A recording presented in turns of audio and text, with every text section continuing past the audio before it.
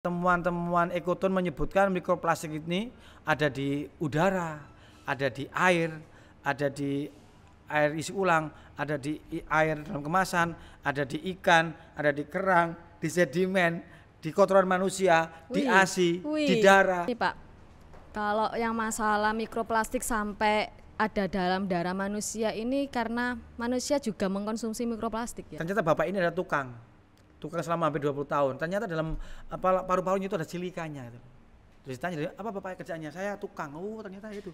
Karena interaksi dengan semen, dengan pasir, bahan bangunan yang mengandung silika, maka lambungnya terkontaminasi oleh mikroplastik.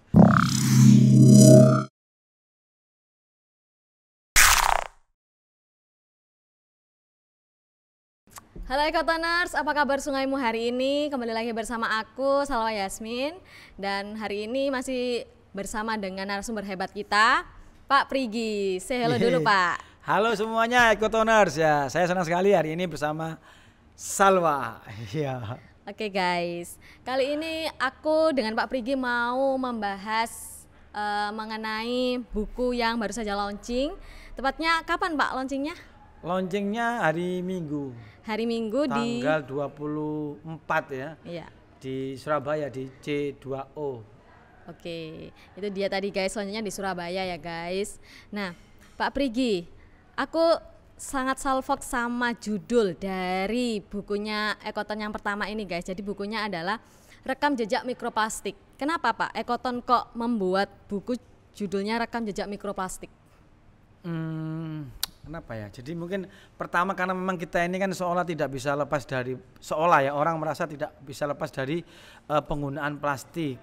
Oke. Jadi kayak tas kresek, sedotan, styrofoam, saset, kemudian apa lagi itu botol, air dalam kemasan itu kan seolah menjadi teman kesehatan kita tuh. Tapi orang kemudian lupa kalau itu akan menjadi ancaman bagi kesehatan saat dia berubah.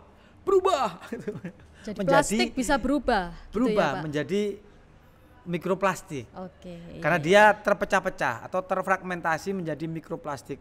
Dan dia temuan-temuan ekoton menyebutkan mikroplastik ini ada di udara, ada di air isi ulang, ada di air dalam kemasan, ada di ikan, ada di kerang, di sedimen, di kotoran manusia, di ASI, di darah, semuanya mengandung mikroplastik gitu. Waduh. Itu yang menjadikan kita perlulah kita ini untuk mempromosikan tentang mikroplastik. Yaitu merekam jejak mikroplastik, jejaknya di mana saja, dan kita ingin mengetahui terus ini juga supaya orang tahu apa sih dampaknya gitu loh. Iya betul. Lalu yang aku lihat di buku ini Pak ya, daftar isinya memang keren-keren sih Pak. Ada sampah plastik mengancam ekosistem perairan. Gimana itu maksudnya Pak? Mengancam itu ya kembali ke episode sebelumnya ya. Iya. Air itu penting. Okay. Karena 86% air PDAM di Indonesia itu dari air permukaan atau air sungai gitu loh. Begitu plastik ada di dalam air, itu otomatis akan mengancam karena ini dipakai untuk minum. Okay. Karena itu akan masuk dalam tubuh kita. Dan kalau plastik ini masuk dalam tubuh, dia ini seperti apa ya? Dia punya dua ciri. Satu, dia itu punya rantai karbon itu dia hidrofob. Dia itu gampangan dia. Oh. Cewek gampangan, cowok gampangan. Jadi dia tuh mudah narik lawan jenisnya gitu. Sama, itu mudah merangkul lah gitu. Sama, mikroplastik ini mudah merangkul. Sayang yang dirangkul ini jahat, polutan. Kayak logam berat, pestisida, deterjen, polutan dalam air itu dirangkul. Terus dirangkul, dibawa masuk dalam tubuhnya, masuk dalam tubuh kita gitu. Terus yang kedua, mikroplastik ini punya ciri dia itu media tumbuhnya bakteri patogen. Jadi plastik itu kan kecil kan, maka bakteri lebih kecil lagi, maka dia nempel di situ. Terus yang ketiga, plastik itu terbuat dari 1000 lebih bahan tambahan seperti pelentur, pengeras, betul. pelicin, Pokoknya barang-barang itu ini kemudian kalau dalam tubuh itu menjadi pengganggu hormon atau endocrine disruptor chemical compound atau bahan kimia pengganggu hormon. Oke. Itu bahaya sekali loh. Benar. Masa kamu nggak takut? Ya harus takut. Iya takut sih. Iya. Nah itu Pak, kan mikroplastik ini memang apa ya, sumbernya dari plastik ya Pak? Plastik iya. Itu plastik gara-gara apa awalnya gitu Pak? Bisa dijelasin? Gara-gara kamu, gara-gara kita buang sampah sembarang kok tanya lagi. Buang sampah sembarangan. Iya. Dan plastik sendiri ini nggak bisa diuraikan gitu Pak. Jadinya Iya. dia lama-lama jadi mikroplastik gitu. Benar. alah. Jadi gini loh, mikroplastik itu dari minyak bumi. Oh, Terus dia diolah jadi biji plastik, terus dia dijadikan macam-macam.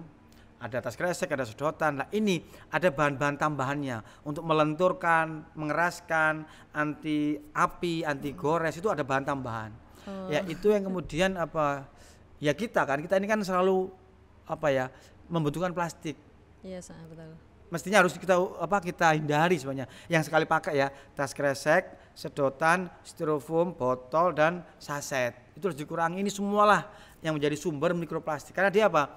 Suwe-suwe atau lama-lama plastik ini kan akan pecah atau rontok, kena matahari, kena adem, dia akan terfragmen menjadi kecil-kecil. Jadi mikroplastik itu adalah remah-remah, protolan atau serpian plastik yang ukurannya lebih kecil dari 5 mili atau setengah senti. Cilik-cilik. Jadi nggak itu. bisa dilihat dengan mata telanjang gitu Pak ya. Harus Bisa. diuji. Jadi pendeli atau dengan mikroskop. Iya, mikroskop ya. Mencicil gitu ya. Keren ya. Iya. Itu Pak, di daftar isinya ini yang aku baca. Baca isinya dong, daftar isinya. Enggak, Oh, sudah ya. tadi saya baca sekilas-kilas. Jadi air minum terkontaminasi dengan mikroplastik ini kita tahunya gimana Pak? Oh iya betul. Jadi air minum kita kemarin itu teman-teman yang menguji air dalam kemasan, terus air isi ulang, terus air PDAM itu diuji. Ya sama, diambil aja airnya terus ada penyaringnya.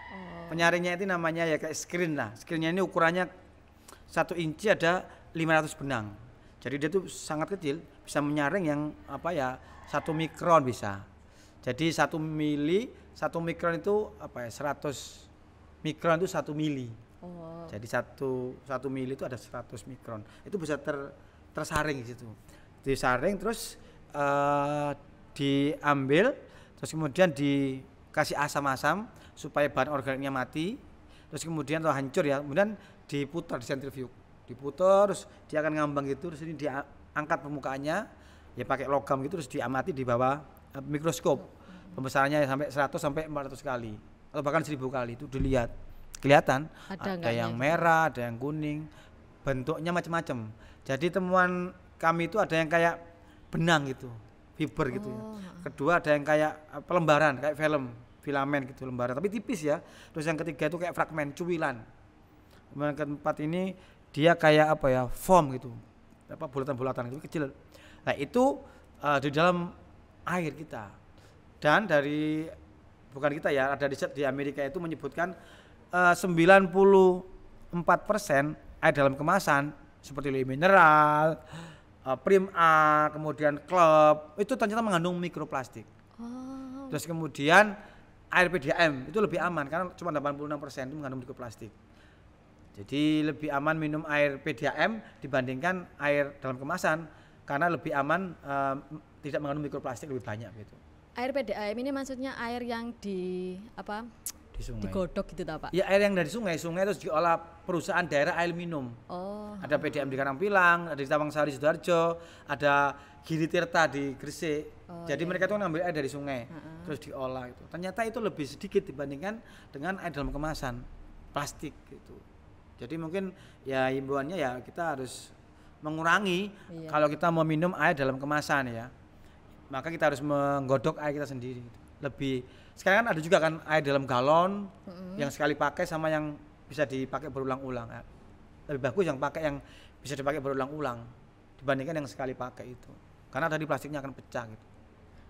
Tapi kalau biasanya yang isi ulang tuh Pak, yang kita nggak ngisi lagi itu lebih cenderung kotor. Kotornya kan karena sering nggak diminum biasanya, sama kadangan lama nggak diminum, jadinya dia ini kotor-kotor sendiri gitu loh. Air galon tadi. Iya, air galon. Isi ulang atau air galon?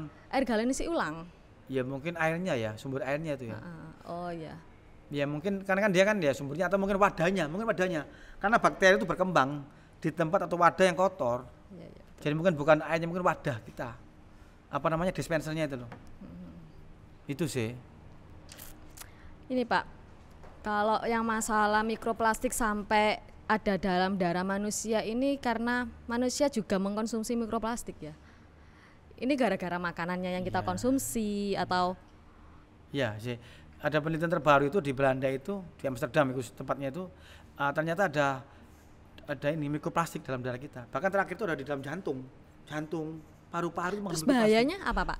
Mungkin asalnya dulu ya, asalnya ya dari ini tadi air yang kita minum, kemudian makanan kita, terus kemudian udara kita. Jadi mikroplastik itu bisa masuk melalui air, melalui makanan, melalui apa namanya itu udara. Itu masuk dalam tubuh kita. Dalam tubuh, terus kemudian ya masuk ke dalam darah. Tadi kan pertama tahun 2017 kita meneliti di lambung kita. Di lambung kan diolah kan, terus masuk dalam nutrisi kan, dia kecil, dia masuk dalam membran masuk dalam jantung kita, terus mencemari darah kita. Lah kalau sudah masuk darah itu bahaya. Maka dia akan kemana-mana. Dia akan ke jantung, ke otak. Bentuk bahayanya itu gimana Pak? Maksudnya kan emang plastik nggak bisa terurai ya kalau di luar, apalagi di dalam organ manusia gitu kan Pak. Iya. Sebagian itu memang keluar melalui feses ya. Tapi sebagian nggak bisa keluar. Kemarin itu kita bertemu dengan salah seorang dokter spesialis paru ya.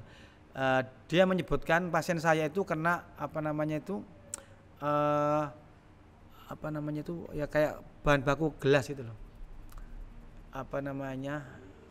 Itu dia nempel dalam paru-parunya. Jadi kayak silika. Silika itu kan di pasir ada silika, di debu ada silika, di semen ada silika.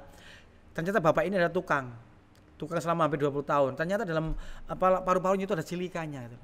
Terus ditanya, apa bapak kerjanya? Saya tukang. Oh ternyata itu.